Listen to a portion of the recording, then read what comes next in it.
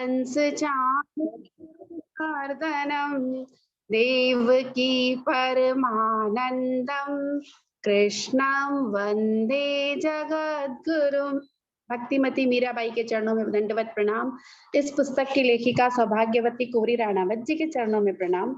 पिछली बार हम लोगों ने सुना था कि मीराबाई को किस तरह से अपनी राणा जी और उनकी माँ हाड़ी रानी जी सोचते हैं कि कैसे उनको यहाँ से हटाया जाए या उनकी जीवन लीला को समाप्त किया जाए और ऐसा कुछ करे कि उनके ऊपर नाम भी नहीं हो और मीराबाई का चरित्र समाप्त हो जाए। तो वो हम लोगों ने देखा था कि वो उनको बुलाती हैं और किस तरह भूतों के बारे में भूत महल में ले जाने की योजना बनाई जाती है। अब आगे देखते हैं क्या होता है। भूत ही क्यों, जगत में जितने भी प्राणी दिखाई देते हैं वे सब मनुष्य योनि से निकले जीव हैं। किसी ने मीराबाई से पूछा, मैं ये बताना रह गया, कि क्या भूत होते हैं क्या और क्या मरने के बाद सभी को भूत बनना पड़ता है क्या? तो मीराबाई बोलती है, भूत ही क्यों, जितने जगत में जितने भी प्राणी दिखाई देते हैं वे सब मनुष्य योनि से निकले जीव हैं। मानव जीवन में किए गए कर्मों का फल भोगने के लिए ही दूसरी योनि में बनी है। अब रही दूसरों को लगने की बात, सो मरने के पश्चात भी स्वभाव तो साथ ही रहता है। जिसका स्वभाव संतोषी और भला है वह भूत बने कि पशु, वह भला भला ही रहेगा, और जिसका स्वभाव दुष्ट है वह मरने पर ही दुष्ट ही रहेगा। मन साथ रहने से तृष्णा बनी रहती है, उसी तृष्णा के वश होकर वह लोगों के पास जाता है। मैंने तो कभी देखा नहीं किंतु सुना है कि भूतों के मुंह सुई के छेद जैसे होते हैं। वे कुछ भी खा पी नहीं सकते। सड़े फलों का रस, मोरी का पानी, ऐसा ही कुछ वे ग्रहण कर सकते हैं। अथवा मानव जन्म के उनके सगे संबंधी पिंड दे तो वह उन्हें प्राप्त होता है। संभव है कि इससे उन्हें मानसिक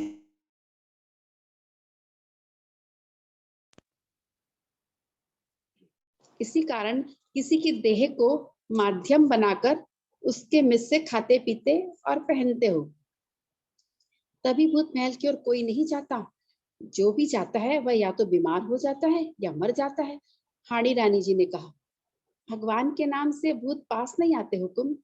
राम राम कहता हुआ मनुष्य कहीं भी जाए, भूत प्रेत किसी की मजाल नहीं कि उसके समीप आने की हिम्मत करे। मीरा ने कहा, सच फरमा रही हैं आप। हाड़ी जी ने आश्चर्य से, क्या सच फरमा रही हैं आप? हाड़ी जी ने आश्चर्य से पूछा, इसमें आश्चर्य की क्या बात है हुकुम? भगवान का नाम लेकर तो मनुष्य भवसागर पार कर लेते हैं, भूत बेचारा किस खेत की मूली है। संतों का कहना है कि भगवान से भी बड़ा भगवान का नाम बड़ा है। संतों की बातें तो आप ही जानती होंगी। हमें तो एक बार भूत महल दिखा दीजिए, सुना है बहुत ही सुंदर बना है। आपके साथ रहेंगी तो भूत हमें भी कुछ नहीं कर पाएंगे। जब आप फरमाएंगी मैं प्रस्तुत हो जाऊंगी, मीरा ने कहा। अभी चले, फिर जाने कौन सा अवसर मिले। आपके भक्ति के पट कब खुल दे, और जब किसी से पूछती हूँ यही उत्तर मिलता है। कुबरानी सा को तो चेत ही नहीं है। पधारे भले ही, फिर कभी पधार जाएं।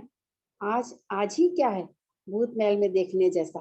राजमाता कुंवर जी सा ने कहा, कौन जाने कितनी पीढ़ियों से बंद पड़े हैं वे महल, कभी झाड़ू बुहारी भी नहीं लगती। कहीं पधड़ रहे होंगे। भूत तो है ही नहीं वहां, किंतु सांप गहरे अवश्य रहते होंगे। ऐसी अंधेरी रात में वहां जाए तो किसी को सांप ने डस लिया तो रंग में भंग हो जाएगा। घर में हाण और जगत में हंसी भी होगी। अरे जीजा हुकुम, अभी आपको ज्ञात ही नहीं कि भक्ति में कितनी शक्ति है। मैंने तो सुना है कि वैद्य जी को श्री जी ने डांटा तो डर के मारे वे मर गए। फिर लोग उठाकर उन्हें बिन्नी के पास ले गए। इन्होंने वैद्य जी को जीवित कर दिया। अपने तो वैद्य हकीम सब घर में ही हैं। लो उठो, सब रात अधिक हो जाएगी। दासियों की ओर देख हाड़ी रानी जी ने कहा, तुम मशाल तैयार करो, जाओ। मीरा ने अपनी दासियों को देखकर कहा, तुम जाओ, प्रातः के उत्सव की प्रस्तुति करनी है। मैं बूजीसा के हुक्म के साथ जा रही हूँ, फिर यहीं से किसी के साथ आ जाऊंगी। इन दोनों को भेज दीजिए। मंगला ने कांपते कंठ से कहा, मैं आपके साथ ही रहूंगी बाई साहब। नहीं मंगला, तू भी जा, इन्हें सब समझाना पड़ेगा ना। हाँ हाँ मंगला, जा, तू यहाँ क्या करेगी? कुछ काम हुआ भी तो यह 4-5 गाड़ियां भर जाए, इतनी ही खड़ी है यहाँ। हाड़ी जी ने हंस कर कहा, अरे जीजा हुकुम, आप विराजी कैसी है? ऐसे तो विलंब हो जाएगा, पधारे। नहीं बहन, तुम ही सब जाओ, मेरा मन नहीं करता जाने को। आंखों से दिखता नहीं, कहीं पाँव ऊंचा नीचा पड़ गया तो बुढ़ापे में हड्डियां जुड़ेगी नहीं। जोधी जी ने मना किया। हाड़ी जी और उनके साथ 50-60 स्त्रियां मीरा को लेकर भूत महल की ओर चली। मीरा की दासियों ने सारी रात आंखों की राह में गड़ाए गड़ाए ही काट दी। ड्योढ़ी के द्वार खुले ही रहे। ब्रह्म मुहूर्त लगते ही चंपा और चमेली जोधी जी के पास दौड़ी गई। बुजी सा हुक्म, मेरी बाई सा हुक्म कहाँ है? फिर रात महलों में नहीं पधारी? हाँ, क्या महलों में नहीं पधारी तो कहाँ गई? उन्होंने चौंक कर पूछा। उन्होंने दासी भेजकर हाड़ी जी के महल में पुछवाया। वहां से उत्तर आया कि भूत महल से लौटते हुए द्वार तक तो हमारे साथ ही थी, फिर अचानक ही लोप हो गई। हमने सोचा कि भक्त है, इनकी माया को कौन जान सकता है। यह सुनकर दोनों दासियां रो पड़ी। उनकी आंखों से चौधारा छूट गई। हिलकिया लेते हुए बोली, बूजी सा हुक्म, मुझे भूत महल में जाने की आज्ञा दीजिए। अवश्य ही बाई सा हुक्म को उसमें बंद कर दिया गया है। उनकी बात सुनकर वहां उपस्थित सभी लोगों की आंखें भर आई। तू कहाँ जाएगी और कैसे जाएगी? वहां की चाबियां तो श्री जी के पास है। वे भी रात को भूत महल पधारे थे, ऐसा सुना है। यह सुनकर वे और जोर जोर से रोने लगी। रोते हुए जहर देने और तलवार से मारने की सारी बातें कह सुनाई। हमारी बाई सा हुक्म तो भूली है। हुक्म छल प्रपंच उन्हें छू भी नहीं गया है। वे सभी को अपने समान समझती हैं। क्यों मारना चाहते हैं वे उन्हें? क्या बिगाड़ा है उन्होंने किसी का? हम मेड़ते चले जाएंगे या किसी तीर्थ में जा बैठेंगे। दासियों ने दुख से अवश और राजमाता जी के चरण पकड़ लिए। जहाँ हमारी बाई सा हुक्म है वहां हमें भी पहुंचा दे। तू चुप रह चंपा, तेरे यूं बिलखने से कुछ भी ठंडाई नहीं पड़ेगी। हल्ला होने से तो तेरी बाई साहब कल मरती होगी तो आज ही मर जाएगी। मेरे सींग टूट गए हैं, अर्जुन भीम जैसे बेटे खोकर आंखें फूट गई है मेरी, कुछ दिखाई नहीं देता। एक तो विधवा और दूसरी निपुती दोनों ही हो गई हूं मैं। विधाता के आगे किसका जोर चलता है? तू जा, मुझसे जो हो सकेगा सो करूंगी, पर ध्यान रहे घर की बात बाहर न जाए। दासिया रोती हुई चली गई। राजमाता ने उदय कुमार को बुलाया और कहा, उन्होंने कहा कि जाकर श्रीजी से पूछा। महाराणा ने कहा, ताले तो मेरे हाथ से बंद किए गए हैं जीजा हुकुम। भाभी महाराज तो बाईसा हुकुम से बात करते ही लोप हो गई। मंदिर में सत्संगी एक दूसरे से पूछते हैं, किंतु सत्य का आह्वान किसे था? महाराणा के आदमी किसी से कहते हैं मेड़तड़ी जी साहब पियर पधारी हैं, किसी से कहते हैं तीर्थ यात्रा पधारी है, और किसी से कहा रुग्ण है। लोग भजन उतारने और खुशी पूछने के लिए ड्योढ़ी पर आए, पर किसी प्रकार की कोई उचित जानकारी न मिली। खलबलाहट मची और बात फैलने लगी। दिन ढले बनवीर पृथ्वीराज का पासवान पुत्र उस ओर से निकला और ड्योढ़ीवान को आंसू पोंछते देखकर समीप जाकर पूछा, क्या हुआ? पूछते हुए आंसुओं के बांध टूट गया। अस्वीकृति में मस्तक हिलाकर वह घुटनों में सिर देकर फपक फपक कर रो पड़ा। बनवारी को आश्चर्य हुआ, यह बूढ़ा आदमी स्त्रियों की भांति क्यों रो रहा है? क्या बात है भाई? उसके कंधे पर हाथ रखकर उसने फिर पूछा। ड्योढ़ीवान ने एक बार मुख उठाकर उसकी ओर देखा और उसकी आंखों में भय और विवशता छलक पड़ी। उसने पुनः सिर झुका लिया। आंखों से निकल निकल करके आंसू उसकी दाढ़ी के श्वेत श्याम केसों में मोतियों की भांति लटक रहे थे। उसकी लंबी चौड़ी देह हिचकियों के कारण झटके से खा रही थी। तलवार चलाने वाले दोनों हाथ से मुंह ढककर वह बालक की भांति विलख पड़ा। क्या हुआ हुकुम? कुमरानी सा अस्वस्थ है? उसने नहीं में सिर हिला दिया। घर में कोई अच्छी बुरी बात हो गई क्या? उसने पुनः बताने के लिए सिर हिलाया। तब क्या है, मुझसे कहिए। अपनी की शक्ति, अगर अपनी शक्ति के भीतर होगी तो अवश्य सहायता करूंगा।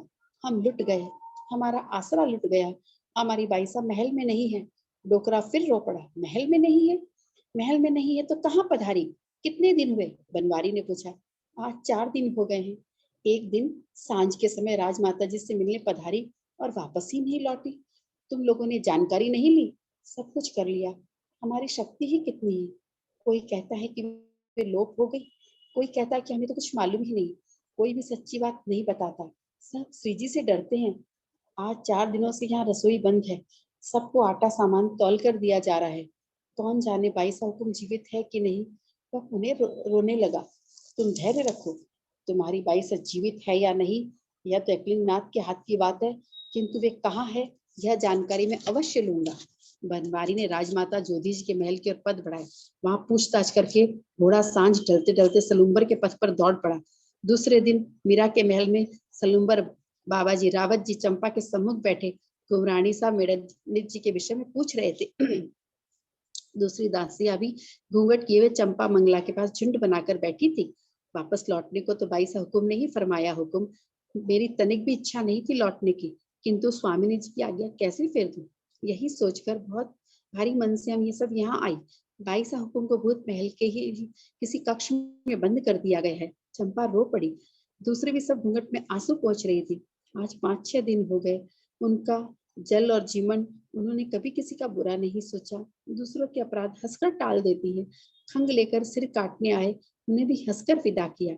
ऐसी सीधी सरल और भली आत्मा को भी कोई सताता है हुकुम? हमारे अन्नदाता राव वीरमदेव जी भला क्या जानते थे कि बड़े घरों में ऐसी बातें भी होती होगी? आप भले मेरा सिर उतार ले हुकुम, पर अब सहा नहीं जाता। बाईसा हुकुम ने यहाँ पधार कर किसका बुरा किया, किससे ओछी बात कही और किसका कुछ छीन लिया? भक्ति छोड़ना उनके वश में नहीं रहा।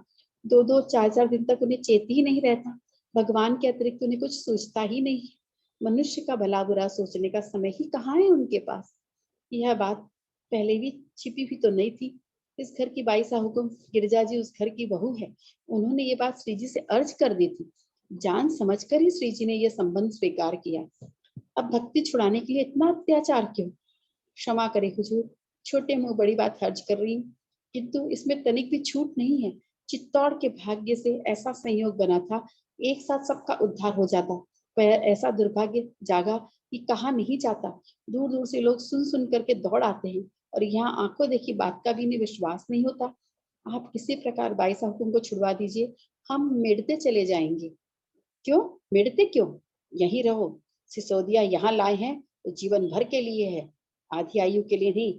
ये बातें बाद में करेंगे, मैं जाकर खोज करूंगा। सफल होता हूँ या नहीं, यह भगवान एकलिंगनाथ के हाथ में है। अपनी ओर से प्राणों के मूल्य पर भी मेड़तरी जिसा को यहाँ पधरा सका तो स्वयं को धन्य मानूंगा। वे जिस अवस्था में जहां भी होंगी, यहाँ इस महल में पहुंचा दूंगा। भूत महल की चाबियां बख्शे सरकार। सलूबर बाबा जी ने महाराणा विक्रमादित्य से निवेदन किया। क्यों, किस लिए? तो रानी सा मेड़त्री जी अपने महल में नहीं है। सुना है सभी रानियों के साथ वे भी भूत महल पधारी थी, वहां से लौटकर महल में नहीं पधारी। आज 5-6 दिन हो गए। उस महल के लोग खाना पीना भूल गए हैं। यदि उन्हें कुछ हो गया तो भगवान क्या करेंगे सो तो भगवान ही जाने, किंतु इतिहास हमें क्षमा नहीं करेगा।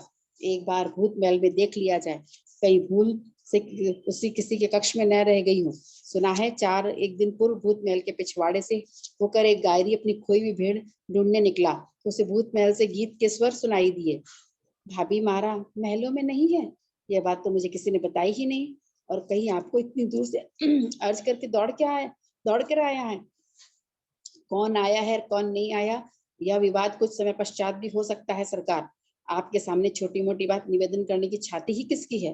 रावत जी नहीं चाहते थे कि महाराणा चिढ़ जाए, इसलिए अपना और उनका सम्मान बचाते हुए काम की बात कर लेना चाहते थे। और किसी की छाती हो न हो, आपकी तो है, महाराणा ने हंसकर कहा। सो तो आपकी कृपा है हुजूर। समझ में नहीं आता कि घर में मनुष्य लोप हो जाए और हमें ज्ञात ही नहीं होता। बाहर का तो राम ही धनी है। ज्ञात तो सब कुछ है काका जी, पर हम नाम ही नहीं लेते। भक्तों की बात कौन करे? हमारी तो पहले ही बहुत बदनामी हो चुकी है। स्त्रियों का कहना है कि लौटते समय पोल पर ही भाभी मारा लोप हो गई। खोजबीन करता कराता तो लोग आए माथे आए फिरते कि हमें तंग करते। बताइए कि अब हम क्या करें?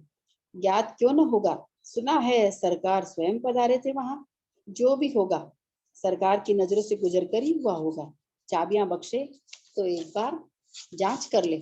लोप हो गई होगी तो बड़ी खुशी की बात है, अन्यथा जीवित मृत जैसी भी होगी मिल ही जाएंगी। आप क्यों कष्ट करते हैं, मैं स्वयं जाकर देख लेता हूँ, महाराणा ने कहा। ऐसा क्यों फरमाते हैं सरकार, हम तो सेवक हैं। आधी रात को भी याद फरमाए तो सिर के बल दौड़ आएंगे। यदि पधारने की सरकार की इच्छा है तो अवश्य पधारे। भूत महल के नाम से यूं ही पिंडलियां कांपती है। एक से अधिक होंगे तो हृदय में बल रहेगा। पधारना हो। रावत जी उठ खड़े हुए। किसी और की था न पाकर महाराणा ने चाबियां फेंक दी उनके सामने। उन्होंने कहा, ये ले चाबियां, सचमुच कहीं भीतर रही होगी तो सब मेरे माथे ही आ जाएंगे। नहीं हुकुम, माथे आने की बात क्या है इसमें? 150 स्त्रियों के झुंड में एक आध कहीं रह जाए तो इसमें हुजूर का क्या दूषण है? भूत महल के धूल भरे कक्ष में भूमि पर पद्मासन लगाए नेत्र बंद किए मीरा विराजित थी। उनके तेज से वह अंधेरा कक्ष दैदीप्यमान हो दप दप कर रहा था। द्वार खोलते ही रावत जी और साथ आए सेवक चौंक कर 4 पद पीछे हट गए। सबकी आंखें फटी की फटी ही रह गई। उन्होंने कभी मीरा को खुले मुंह नहीं देखा था। आज वह अलौकिक रूप राशि और तेज देखकर उनके नेत्र और मुंह खुले के खुले रह गए। कुछ क्षण पश्चात रावत जी ने अपना आपा संभाल कर उनमें से एक आदमी को मीरा के महल की ओर दौड़ाया। दासियों को रथ लाने को कहा। उनके पीछे लोग खुसुर खुसुर करने लगे। कितने दिन हो गए बिना जल और जीवन के, पर देखो ना, मुख कमल तनिक भी कुमलाया नहीं। भक्ति का प्रताप है भाई। अपने स्वामी को इस अवस्था में देखकर ऐसे स्थान पर देखकर दासियों की आंखों से आंसू झरने लगे। रावत जी के धैर्य देने पर उन्होंने ध्यान मग्ना मीरा को उठाकर रथ पर विराजित किया। दो दासियां मंगला और चंपा रथ में बैठकर उन्हें थामे रही। रथ के पर्दे गिरा दिए गए। बाकी दासियां और सेवक साथ चले। एकाएक रावत जी के कंठ से स्वर फूटा, कुमरानी सा की जय, भक्त शिरोमणि मेणतवी जी की जय। जय की ध्वनि सुनते ही अचकचाकर महाराणा अपनी तलवार की मुठ पर हाथ रखकर उठ खड़े हुए। सास बहू की स्नेह सनी बातचीत। बिननी, इतने दिनों तक तुम बिना खाए पिए कैसे रह सकी? राजमाता पुआर जिसा ने एक दिन मीरा के महल में आकर पूछा। मनुष्य का मन जिस ओर लगा होता है वही बात सूझती है हुकुम। भूख तो फिर भी मनुष्य काट ले बिननी, पर प्यास तो किसी प्रकार नहीं सही जा सकती। बहुत बार किसी काम में लगे हुए होने पर मनुष्य को चोट लग जाती है हुकुम, किंतु मन में काम लगा होने के कारण उस पीड़ा का ज्ञान ही उसे होता ही नहीं। बाद में चोट का स्थान देखकर वह विचार करता है कि यह चोट उसे कब आई और कहाँ लगी, किंतु स्मरण नहीं आता, क्योंकि जब चोट लगी तब उसका मन पूर्णतः दूसरी ओर लगा था। इसी प्रकार मन को देह की ओर से हटाकर दूसरी ओर लगा दिया जाए तो देह के साथ क्या हो रहा है यह हमें तनिक भी ज्ञात नहीं होता। दीवान जी तुमसे इतने रुष्ट क्यों है बिननी? नित प्रति तुम्हें मारने के लिए कोई ना कोई प्रयास करते ही रहते हैं। किसी दिन सचमुच ही कर गुजरेंगे। सुन सुन करके जी जलता है, पर क्या करूं, हाड़ी जी के अतिरिक्त तो यहाँ हमारी किसी की चलती नहीं। न हो तुम पीहर ही चली जाओ। राजमाता ने कहा। हम कहीं जाए, कुछ भी करे, अपना प्रारब्ध तो भोगना ही पड़ेगा हुकुम। दुख देने वाले को ही पहले दुख सताता है, क्रोध करने वाले को ही पहले क्रोध जलाता है, क्योंकि वह तो कुछ दूसरे को देना चाहता है। उसके अपने भीतर मन अथवा हृदय में पहले आता है। जितनी पीड़ा वह दूसरे को देना चाहता है उतनी वह पीड़ा पहले उसे स्वयं को भोगनी पड़ती है। उस व्यक्ति ने वह जिसे दे रहा है, उसने यदि वह पीड़ा या क्रोध स्वीकार नहीं किया तो मीरा हंस पड़ी। मुझे दीवान जी पर तनिक भी रोष नहीं है। आप चिंता न करें, प्रभु की इच्छा के बिना कोई भी कुछ भी नहीं कर सकता, और प्रभु की प्रसन्नता से मैं प्रसन्न हूँ। इतना विश्वास, इतना धैर्य तुम में कहाँ से आया बिननी? इसमें मेरा कुछ भी नहीं है हुकुम, यह तो संतों की कृपा है। सत्संग ने ही मुझे सिखाया है कि प्रभु ही जीव के सबसे निकट और घनिष्ठ आत्मीय है, वही सबसे बड़ी सत्ता है। तब भय अपने आप भाग गया। संतों के चरण रज में, उनकी वाणी और कृपा में बहुत शक्ति है हुकुम। तुम सत्य ही कहती हो बिननी, तभी तुम इतने दुख झेल कर भी सत्संग नहीं छोड़ती। किंतु मुझे एक बात समझ में नहीं आती, भगवान के घर में यह कैसा अंधेरा है कि निरपराध आदमी अन्याय को घानी में पिलते रहते हैं और अपराधी लोग मौज मनाते हैं। तुम नहीं जानती, ये हाड़ी जी जब से ब्याह करके आई है उसी दिन से हम सौतों के पैरों तले अंगारे बिछाए हैं। इन्हें केवल और केवल अपनी ही सूझती रहती है। ये राजनीति में पटु है, हमें तो अपनी बात भी ठीक से कहनी नहीं आती। इसी से श्री जी सदा इन्हीं की बात सुनते और रखते थे। वे केशरी नाहर थे, पर इनके आगे वे भी जैसे बेबस हो जाते। अब स्वयं का बेटा दीवान है, फिर भी दीवान जी इन्हीं के कहने में तो होंगे, क्यों तुम्हारे पीछे पड़े हैं ये? आप चिंता न करें हुकुम, बीती बातों को याद करके दुखी होने में क्या लाभ है? वे तो चली गई, अब तो लौटेंगी नहीं, आने वाली भी अपने बस में नहीं, फिर उन्हें सोचकर क्यों चिंतित होना? अभी जो समय है उसी को क्यों न उचित ढंग से उपयोग करें। दूसरों के दोषों से हमें क्या, उनका घड़ा भरेगा तो फूट भी जाएगा। न्याय किसी का सगा नहीं है हुकुम, भगवान अंधे बहरे नहीं है, समय पाकर ही खेती फल देती है, और कर्म पकते हैं। अपने दुख अपने ही कर्मों के फल है। दुख सुख कोई वस्तु नहीं है दूसरा हमें दे सके, सभी अपनी ही कमाई खाते हैं। दूसरे तो केवल निमित्त है। मीरा ने सासू जी के आंसू पोंछ उन्हें खिला पिला करके ससम्मान विदा किया। श्रावणी फुहार में झूलना नंद। वर्षा की झड़ी में रात को मीरा आंगन में भीग रही है। दासियों ने बहुत प्रयत्न किया कि वे महल में पधार जाएं, किंतु भाव तरंगों में बहते हुए प्रलाप करने लगी। सखी, मैं अपनी सखियों से संदेश पाकर शाम को ढूंढते हुए वन की ओर निकल गई। जानती हो वहां क्या देखा? एक हाथ में बंशी और दूसरे हाथ में सघन तमाल की शाखा थामे हुए श्याम सुंदर खड़े हैं। आहा, कैसी छटा है, क्या कहूँ। ऊपर गगन में श्याम मेघ उमड़ रहे हैं, उनमें रह रह करके दामिनी दमक जाती थी। यहाँ तमाल तले घनश्याम खड़े खड़े मानो किसी की प्रतीक्षा कर रहे हो। पवन वेग से पीतांबर फहरा रहा था। सखी, उस रूप का वर्णन कैसे करूं, कहाँ से आरंभ करूं। सिखी पिछिया चारों चरण से, ये प्रलंब बाहु, वह विशाल वक्ष, वह कंबु कंठ, वह बिंबाधर, वह नाहर सी कटी। दृष्टि जहाँ जाती है वहीं उलझ कर रह जाती है। वे सघन घुंघराले केश पवन वेग से दौड़ दौड़ करके कुंडलों में उलझ जाते हैं। आज एक और आश्चर्य देखा, मानो घन दामिनी तीन ठौर पर एक साथ खेल रहे हो। गगन में बादल और बिजली, धरा पर घनश्याम और पीतांबर तथा प्रियतम के मुखमंडल में घन कृष्ण कुंतल और कनक कुंडल। यह विशेष आश्चर्य में खोई खोई सी देख ही रही थी कि उनके अधरों पर मुस्कान आई। इधर उधर देखते हुए पद्म दलायत दीर्घ दृगों की दृष्टि मुझ पर आ ठहरी। रक्तिम डोरों से सजे हुए नयन व चितवन, क्या कहूँ। कौन है सृष्टि में ऐसी कुमारी कि आपा न भूल जाए। मुझे वर्णन करना आता नहीं सखी, कितना भी प्रयत्न करूं पर वर्णन तो संभव नहीं है। भाषा तो अंततः है, वही गिने चुने अक्षरों की सीमा में सिमटी बंदी है। उससे इस सागर का वर्णन कैसे किया जाए। मुझे लगा कि हृदय में कुछ स्थान च्युत हो गया। इधर तुरंत लज्जा ने कौन जाने कब का बैर याद किया कि नेत्रों में जल भर आया। पलकें मन मन भारी होकर झुक गई। मैं अभी अपने को संभाल भी न पाई थी कि एक ओर से मुंहपुर और कंकड़ों की करधनियों की झनकार सुनाई दी। मैं हड़बड़ा गई। आहा, कैसी अज्ञ हूँ मैं तो श्याम सुंदर को झूलने के लिए बुलाने आई थी, पर यहाँ अपने ही झमेले में फंस गई। एकाएक धीमे स्वर में अपना और वो गाने लगी। क्यों री, कब की खड़ी खड़ी इधर उधर ताके जा रही है, और अब जाकर तुझे स्मरण आया कि मारे हिंदे हिंदन हालो बिहारी। चल, कहाँ चलना है। कहते हुए मेरा हाथ पकड़कर वे चल पड़े। सखी, वहां कदम की डाली पर बंधे झूले पर राधा गोविंद विराजित हुए। हम सब गाती हुई उन्हें झुलाने लगी। अरे सखी, झूलते हुए भी वे बीच बीच में मेरी ओर देख लेते थे। अपना आरक्त मुख मैं कहाँ जाकर छिपाऊं। इसी लज्जा भरी उहापोह में मैं गाना भी भूल जाती थी। थोड़ी देर बाद श्याम सुंदर झूले से उतर पड़े और किशोरी जी को झुलाने लगे। एक प्रहर तक झुलाने के बाद सखियों के साथ किशोरी जी चली गई। श्याम सुंदर भी गायों की ओर चले गए।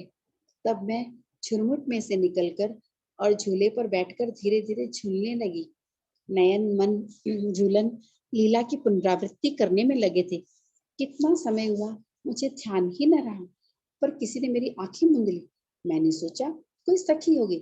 अच्छा तो न लगा उस समय किसी का आना, पर जब कोई आ जाए तो क्या हो। मैंने कहा, आ सखी, तू भी बैठ जा, हम दोनों साथ साथ झूलेंगी। वह भी सचमुच मेरी आंखें छोड़कर आ बैठी मेरे पास में। झूला का वेग थोड़ा बढ़ा, मैं अपने विचारों में मगन थी। थोड़ी देर बाद ध्यान आया, यह सखी बोलती क्यों नहीं। क्या बात है सखी, बोलेगी ना आए। मैंने यह पूछा, तत्काल नासिका ने सूचना दी कि कमल, तुलसी, अगरू, चंदन और केसर की मिली जुली गंध कहीं समीप ही है।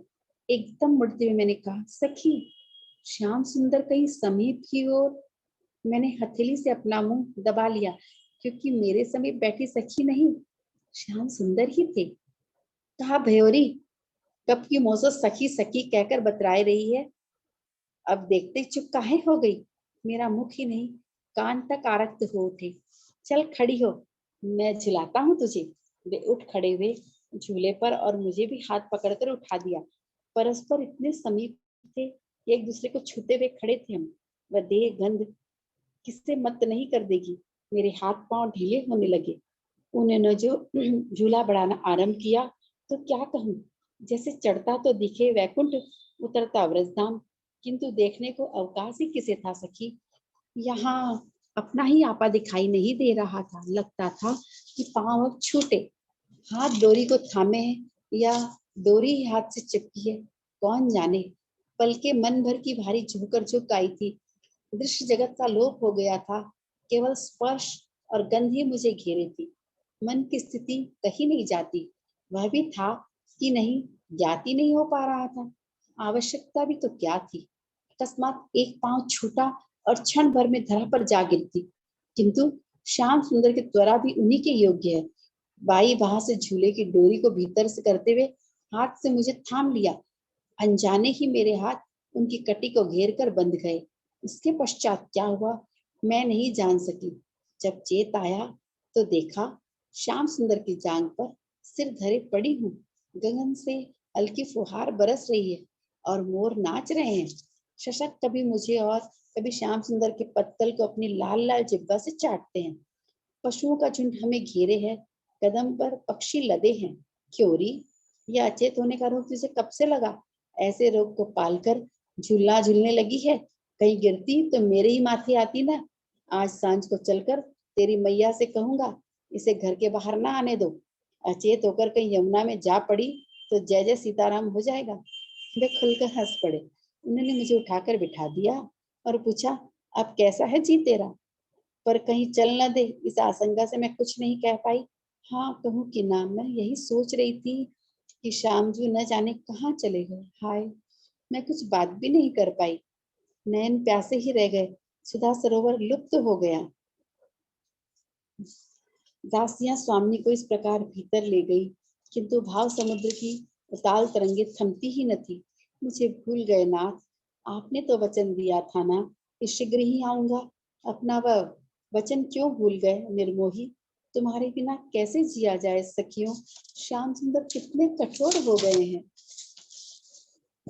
दासियां प्रयत्न करके थक गई, किंतु मीरा ने मुख में अन्न का कण तक नहीं लिया। रह रह करके बादल गरज उठते और उनके साथ ही मोर पपीहा बोल उठते।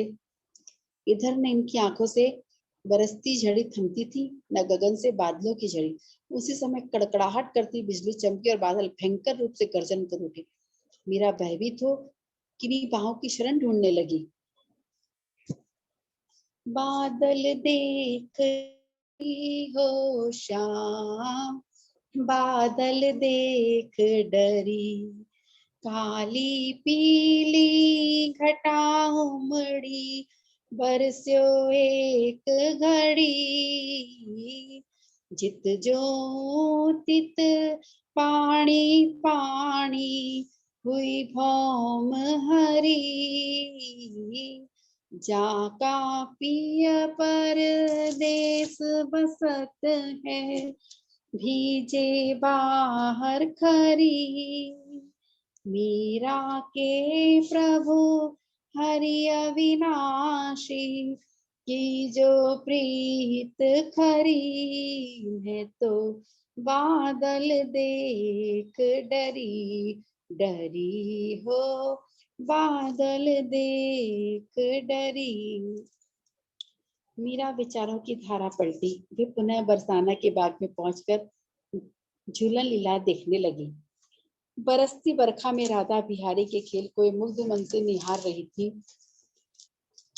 4-4, 6-6 दिन तक मीरा का आवेश नहीं उतरता। दासियों के सतत प्रयत्न से ही थोड़ा पेय अथवा नाम मात्र का भोजन प्रसाद उनके गले ही में उतर पाता था। मानधनी राजपूतों की अप्रसन्नता।